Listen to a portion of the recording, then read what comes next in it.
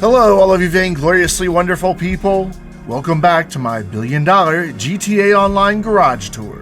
Today, we join my first character in a special floor of the nightclub underground garage to take a look at a single vehicle from Benefactor worth over $5 million. This service vehicle has so much on offer that it required its own video to cover it all. So, let's get started. The Benefactor Terrorbyte is something completely different from all the other Benefactors we have toured recently. Unlike nearly all of those other models, this was never intended to be a mere method of transportation.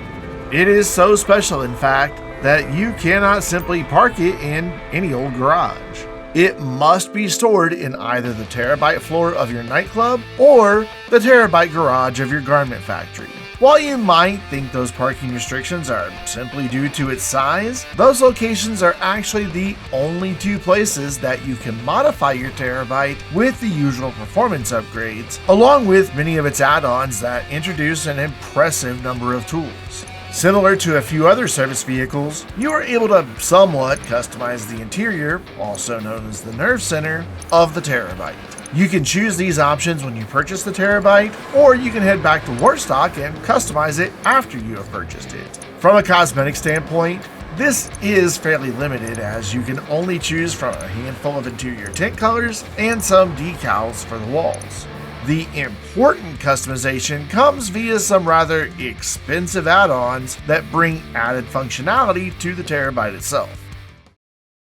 The first is the turret station, which drops in an extra swivel chair and some equipment for controlling the missile battery built into the Terrorbyte. While the missiles themselves are not incredibly accurate, especially if a target is moving away from you, the real killer app here is that you can lock onto 5 targets simultaneously, including players who are on foot, and the missile battery can retain that lock-on for what seems like a truly absurd distance. That lock-on distance is fairly useless, however, because the missiles will explode after they have traveled 500 meters if they have not hit a target.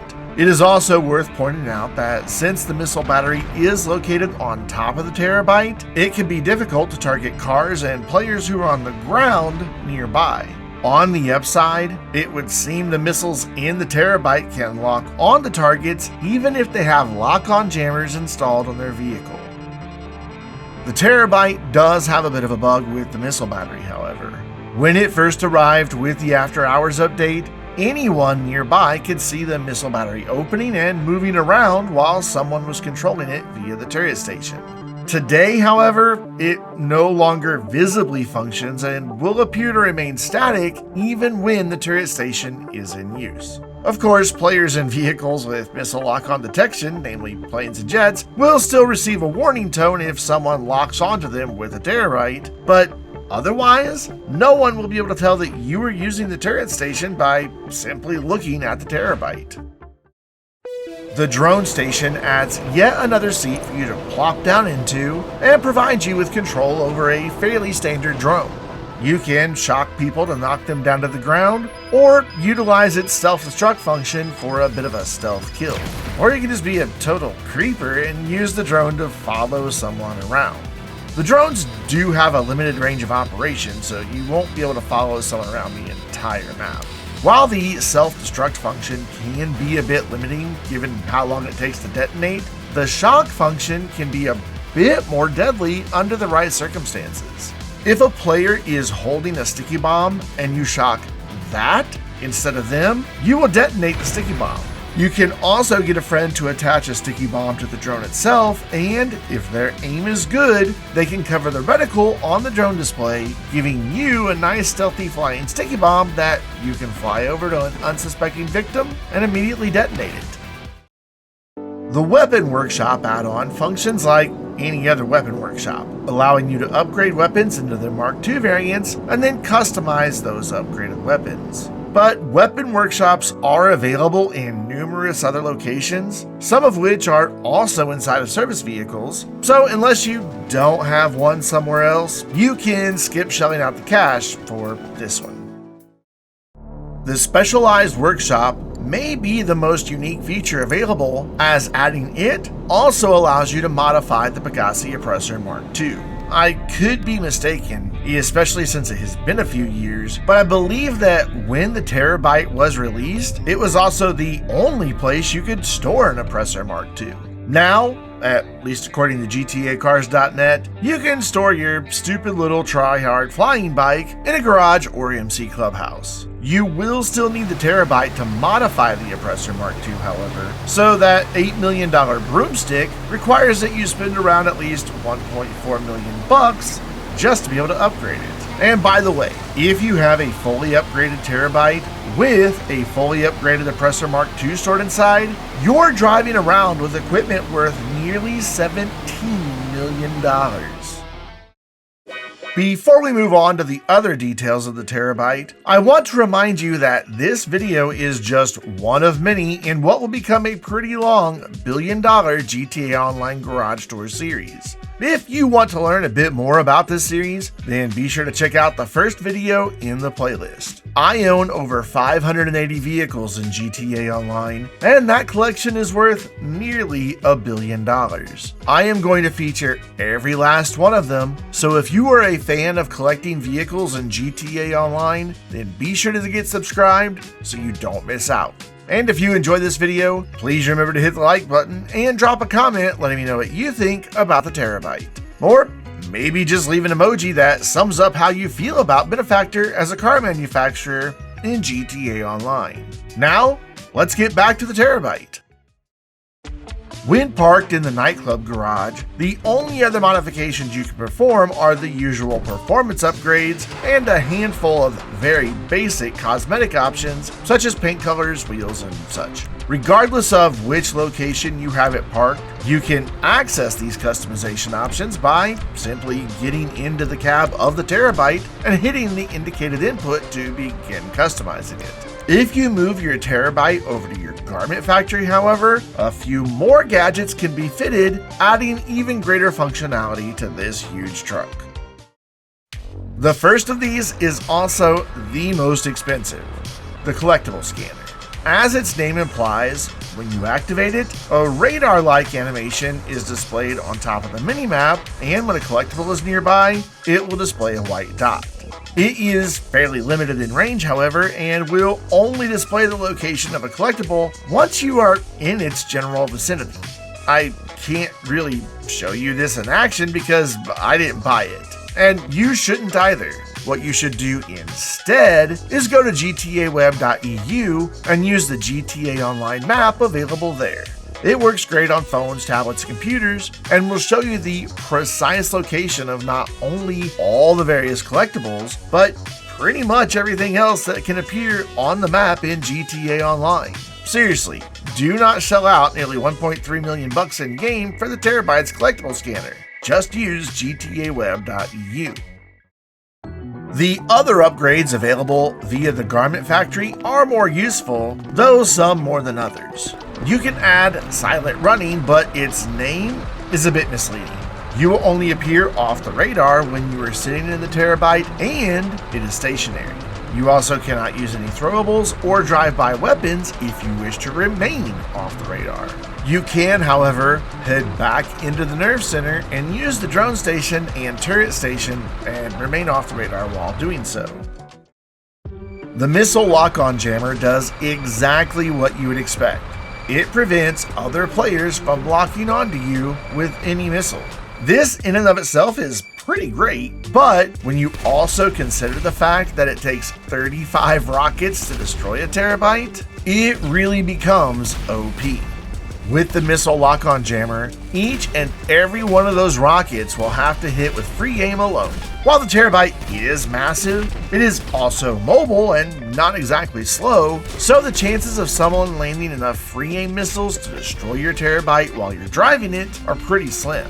While we're talking about defenses, the windows of the cab of the Terrorbyte are bullet resistant, providing you some added protection against any stray gunfire. Additionally, you cannot be harmed if you are in the Nerve Center unless the Terrorbyte is destroyed or if it becomes permanently stuck. If either of those happen, you will be kicked out of the Nerve Center into the surrounding area. The add-on from the Garment Factory that I find most useful is the Master Control Terminal. When you purchase a Terrorbyte, it comes complete with a huge touchscreen that allows you to launch client jobs and missions for all of your various totally legal and completely legit business enterprises. With the Master Control Terminal upgrade, that touchscreen gains the exact same functionality as the Master Control Terminal available for the arcade. Now you can choose to run resupply missions for your businesses or simply buy them via the Master Control Terminal. You can also manage your nightclub and launch sell missions for all of your various businesses when using the Master Control Terminal.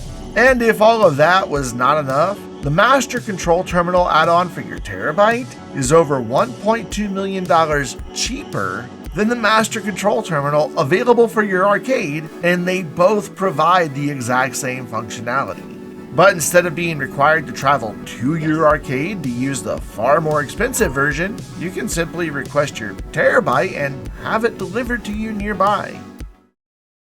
To use your Terrorbyte, you can either drive to where it is stored and enter the cab as you would any other vehicle, or enter the nerve center in the rear by walking up to the blue Corona that appears next to a door on the right side of the truck box. You can also move from the cab into the nerve center by selecting the indicated input, and you can move back to the cab from the nerve center by walking up to the door in between the two and selecting the enter cab option.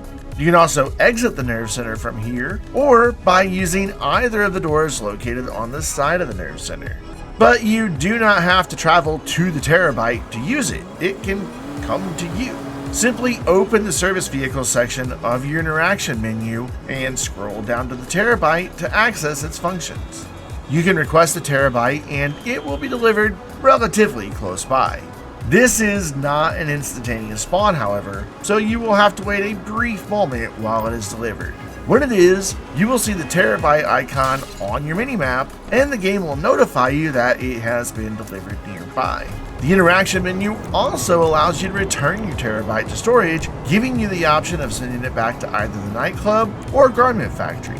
You can also request your Oppressor Mark II from the interaction menu if you own one and it is stored in the Terrorbyte, plus you can control who can access your truck, empty the cab or nerve center, and even set the radio station that plays inside. When in the cab, the driver or passenger can access the Player Scanner. This scanner has a range of about 180 degrees and can display some general statistics for anyone within scanning range. You'll see their name, rank, bank account balance, and some combat-related information. The favorite entries do not seem to function properly, however. Toward the bottom of the player scanner display, you will find some more information that other players may be potentially embarrassed to have discovered. One of the more overlooked features of the Nerve Center is the personal wardrobe that can be found next to the large touchscreen. It works like any other property-owned wardrobe, but I thought it was worth pointing out that it's there. I don't know, maybe you want to change your outfit before you start a client job or something. Finally, let's talk performance. Despite this being what is probably the most OP vehicle for nearly every player type, I actually haven't spent a ton of time driving it. I tend to request delivery, use it for what I need, then send it back to storage. Before writing everything up for this special entry into my $1 billion garage tour, I really only knew that it was incredibly difficult to drive up Mount Chiliad. So I've spent some time behind the wheel recently, and I have to say, I'm fairly impressed.